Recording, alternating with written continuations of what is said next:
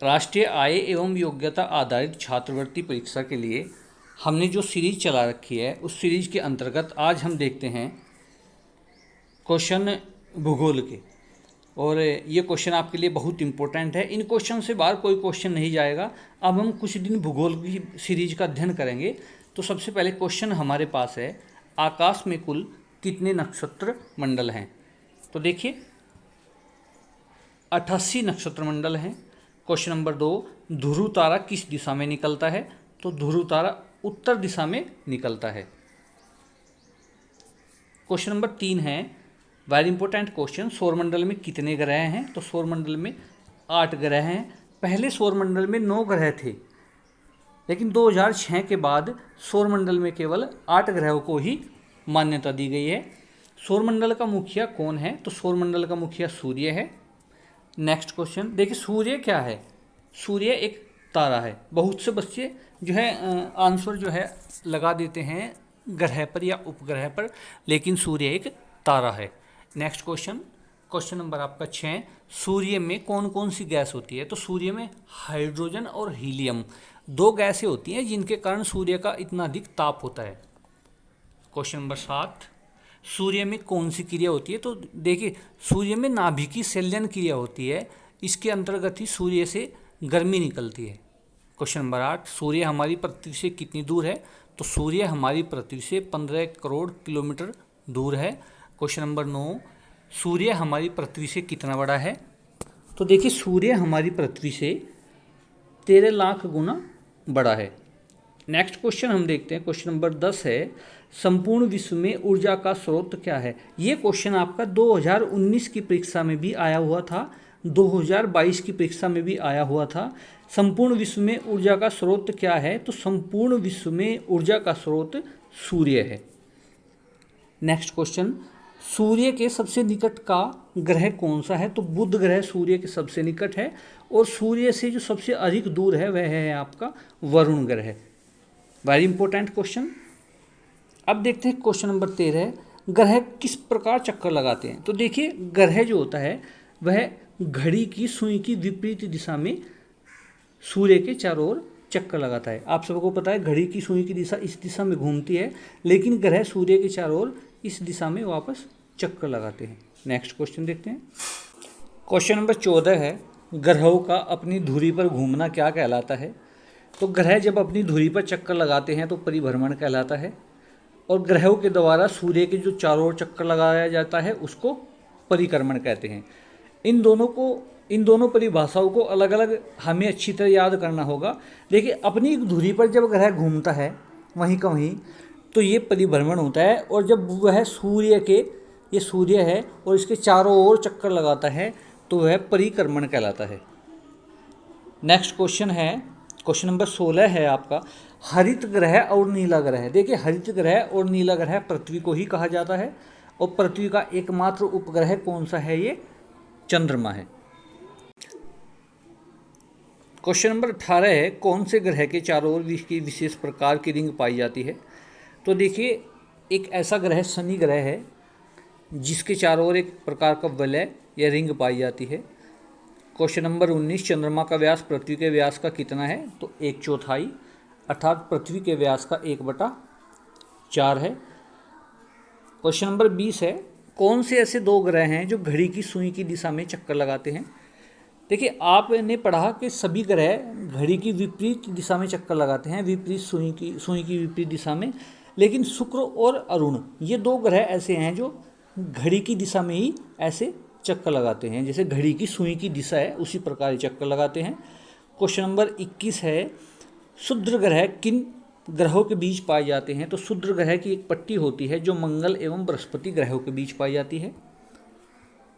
Question number 22, पुच्छल तारे की पूंछ सूर्य के विपरीत दिशा में क्यों होती है? क्यों ये होती है? गुरुत्वाकर्षण के कारण। और क्वेश्चन नंबर 23, 24 अगस्त 2006 को अंतर्राष्ट्रीय खगोलीय संघ ने किस ग्रह को ग्रहों की श्रेणी से हटा दिया? पहले हमारे 9 ग्रह थे, अब हमारे 8 ग्रह हैं, और 2006 को यम ग्रह को इस श्रेणी से हटा दिया गया। क्वेश्चन नंबर 24, करोड़ों तारों के समूह को क्या कहते हैं? तो आकाशगंगा में करोड़ों तारों का समूह होता है और हमारी आकाशगंगा का नाम है मंदाकिनी। हमारी पृथ्वी से आकाशगंगा का जो भाग दिखाई देता है हम उसे मिल्की वे कहते हैं। प्रकाश द्वारा अंतरिक्ष में एक वर्ष में चली गई दूरी को प्रकाश वर्ष कहा जाता है। वेरी वेरी इंपॉर्टेंट क्वेश्चन है, इन क्वेश्चन से बाहर कोई क्वेश्चन आपकी परीक्षा में नहीं आएगा।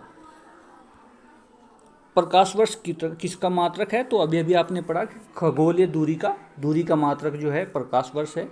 आकाशगंगा को बनाने वाले बादलों को क्या कहते हैं, तो नीहारिका कहते हैं। किस ग्रह का कोई उपग्रह नहीं है, तो देखिए शुक्र ग्रह का कोई भी उपग्रह नहीं है। चंद्रमा का प्रकाश जो है पृथ्वी तक पहुंचने में कितना समय लगता है, तो 1 मिनट 25 सेकंड लगती है। चंद्रमा पर गुरुत्वाकर्षण बल पृथ्वी की तुलना में कितने भाग है, तो ये 6वां भाग है, अर्थात 1/6 भाग। ये क्वेश्चन आ जाता है कि चंद्रमा पर गुरुत्वाकर्षण बल पृथ्वी की तुलना में कितने भाग है, तो 1/6 भाग भी आ सकता है या 6वां भाग भी आ सकता है। क्वेश्चन नंबर 33, चंद्रमा अपने अक्ष पर घूमते हुए पृथ्वी का एक चक्कर पूरा करने में कितना समय लेता है, तो 27 दिन 7 घंटे 43 मिनट।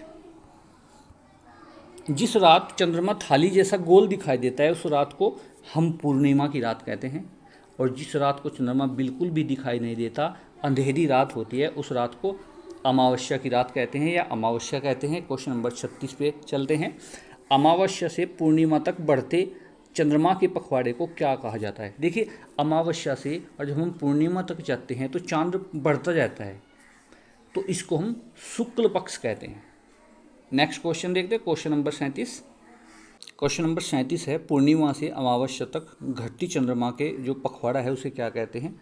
तो देखिए जब अमावस्या से हम पूर्णिमा तक जाते हैं तो वह आपका शुक्ल पक्ष कहलाता है, और जब हम पूर्णिमा से वापस अमावस्या तक आते हैं तो वह हमारा कृष्ण पक्ष कहलाता है। क्वेश्चन नंबर 38, सर्वप्रथम अंतरिक्ष में पहुंचने वाला जो पहला व्यक्ति था, अर्थात सर्वप्रथम जो अंतरिक्ष में व्यक्ति पहुंचा था उसका क्या नाम था, तो वह था यूरी गागरिन। ये सोवियत संघ का था, इस समय जो वर्तमान रूस कहलाता है वहाँ का था।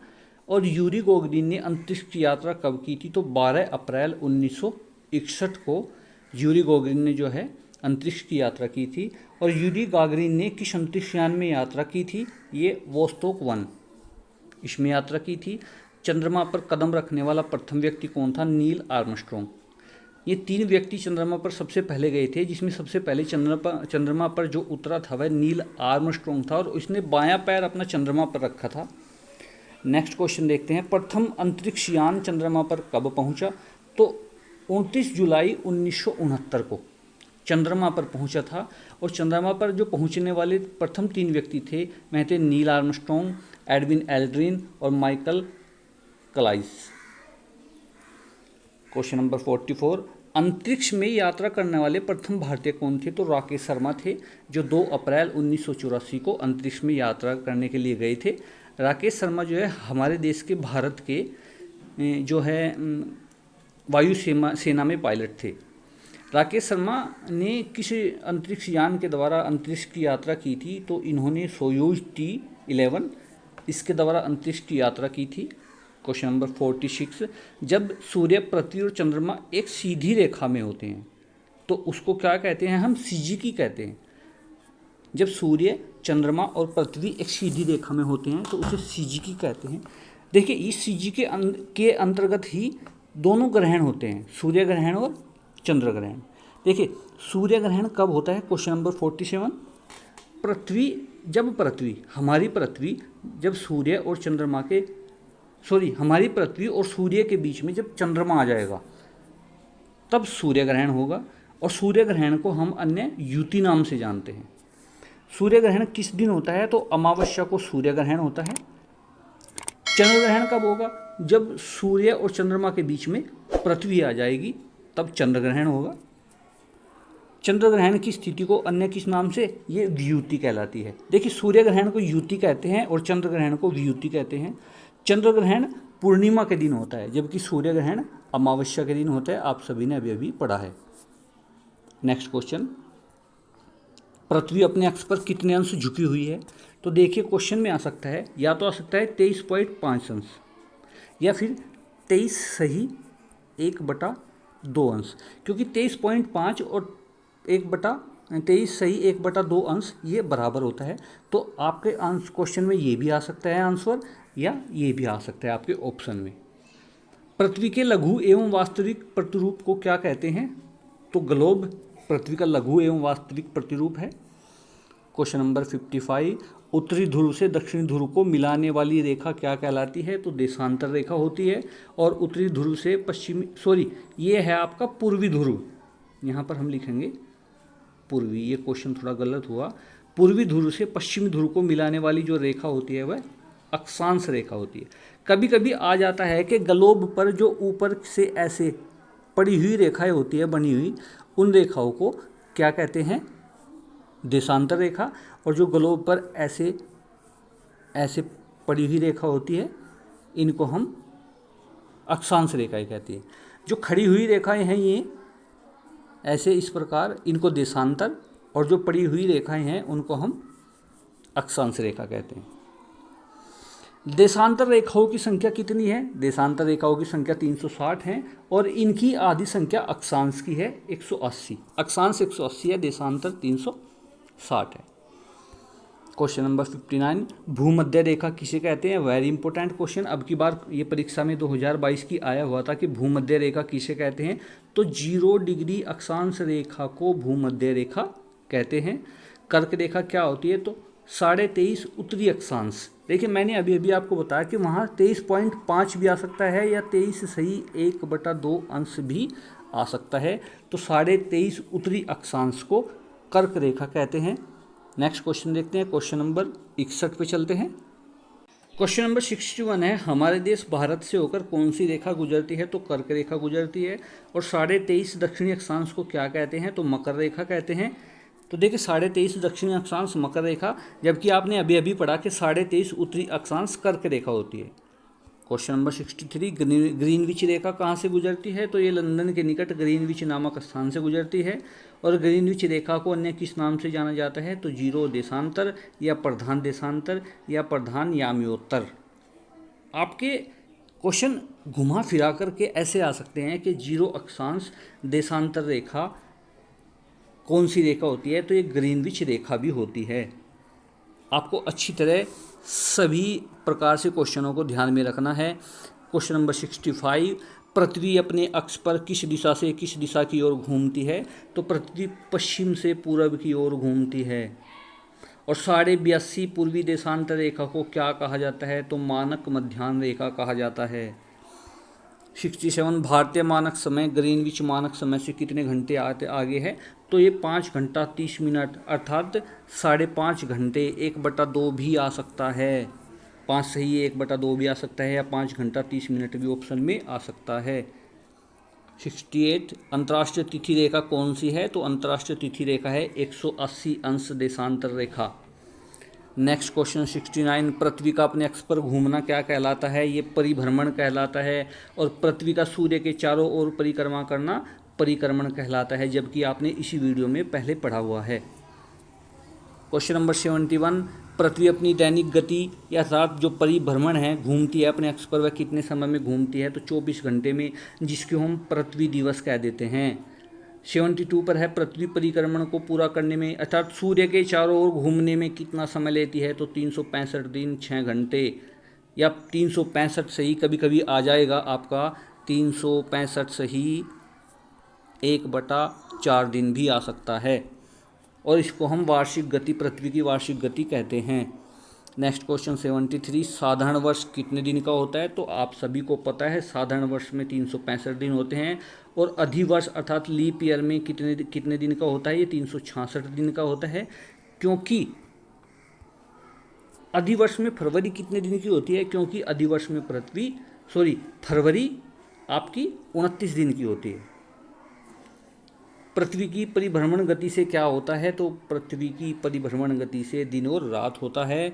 और देखिए जब पृथ्वी अपने अक्ष पर वहीं कहीं घूमती हुई है, ऐसे वहीं घूम रही है, तो इसको कहेंगे परिभ्रमण, और इसकी कमी इसी के कारण दिन और रात होता है। लेकिन जब पृथ्वी, ये हमारा सूर्य है और सूर्य के चारों ओर ऐसे घूमेगी पृथ्वी, तो वह हमारा परिक्रमण कहलाएगा। उससे हमारी ऋतुएं बदलेंगी, कभी गर्मी, कभी सर्दी, कभी बरसात।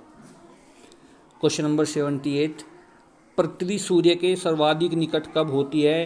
तो 3 जनवरी। इसको हम उपसौर भी कह देते हैं, पेरिहीलियन भी कह देते हैं। आपको वहाँ क्वेश्चन में लिखा हुआ आ सकता है कि उपसौर किस दिनांक को होता है, तो 3 जनवरी को होता है उपसौर और पेरिहीलियन। अर्थात पृथ्वी 3 जनवरी को सूर्य के निकट होती है। फिर 79 क्वेश्चन है, पृथ्वी सूर्य से सबसे अधिक दूर कब होती है?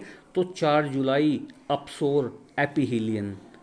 क्वेश्चन आ सकता है कि अपसौर किस डेट को होता है, किस तारीख को होता है, तो आप याद ये भी रखेंगे कि 4 जुलाई को होता है। क्वेश्चन नंबर आपका 80 है, सूर्य से प्रकाश एवं उष्मा के रूप में प्राप्त ऊर्जा को क्या कहते हैं? तो सूर्य तप कहते हैं। 81 है, वर्ष भर दिन और रात की अवधि कितनी होती है? तो आप सभी जानते हैं कि 12 घंटे का दिन होता है और 12 घंटे की रात होती है। कर्क रेखा पर सूर्य कब सीधा चमकता है? तो 21 जून को कर्क रेखा पर और 22 दिसंबर को मकर रेखा पर सीधा चमकता है। जो 22 दिसंबर है इसको हम मकर संक्रांति भी कहते हैं। Very very important questions. इस वीडियो के सभी क्वेश्चन इंपॉर्टेंट है और इस वीडियो के बाद आपको भूगोल की 2-3 वीडियो और मिलेंगी जिसमें आपके इंपॉर्टेंट क्वेश्चन होंगे। नेक्स्ट है 84, दिन व रात की अवधि कब समान होती है? तो 21 मार्च और 23 सितंबर को दिन और रात समान होते हैं।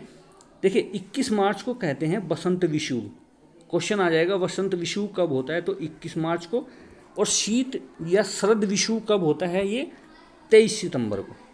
जहाँ पृथ्वी एवं आकाश मिलते हुए हमें दिखाई देते हैं उसे क्या कहते हैं? क्षितिज कहते हैं, होरिजन कहते हैं। क्वेश्चन नंबर 88, उत्तरी एवं दक्षिणी ध्रुवों पर कितने माह का दिन होता है? आपको पता है कि ग्लोब के ऊपर यहाँ पर उत्तरी ध्रुव और यहाँ पर दक्षिणी ध्रुव होते हैं। इस प्रकार का आपका ग्लोब होता है।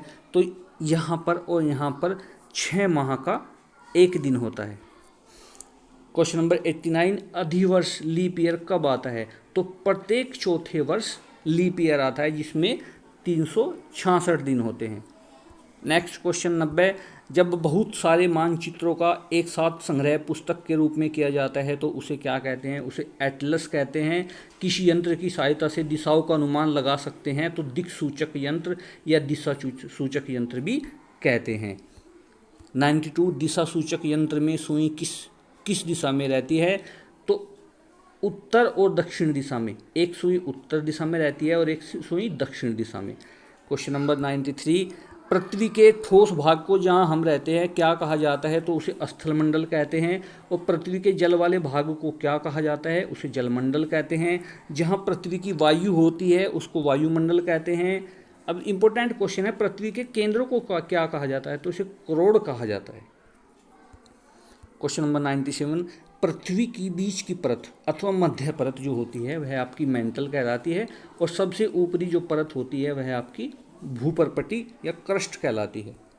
क्वेश्चन नंबर 99, विश्व का सबसे ऊंचा पर्वत शिखर कौन सा है? आप सभी जानते हैं कि माउंट एवरेस्ट जो है 8,848 मीटर ऊंचा है और ये नेपाल में है। सबसे ऊंची दुनिया की चोटी है और ये हिमालय पर्वत की चोटी है। और आज का आखिरी क्वेश्चन, विश्व का सबसे गहरा भाग कौन सा है? तो देखिए सबसे ऊंचा भाग आपका माउंट एवरेस्ट है और सबसे गहरा भाग है मेरियाना गर्थ जिसकी गहराई है 11,022 मीटर और ये कहाँ पर है? ये प्रशांत महासागर में स्थित है। तो ये थे राष्ट्रीय आय एवं योग्यता आधारित छात्रवृत्ति परीक्षा से संबंधित भूगोल की सीरीज के क्वेश्चन आंसर। अगले क्वेश्चन कल या परसों नई वीडियो में लेकर के आऊँगा। तब तक के लिए हमारे चैनल को सब्सक्राइब कर, वीडियो को लाइक कर, अधिक से अधिक अपने सहपाठियों में शेयर करें। धन्यवाद।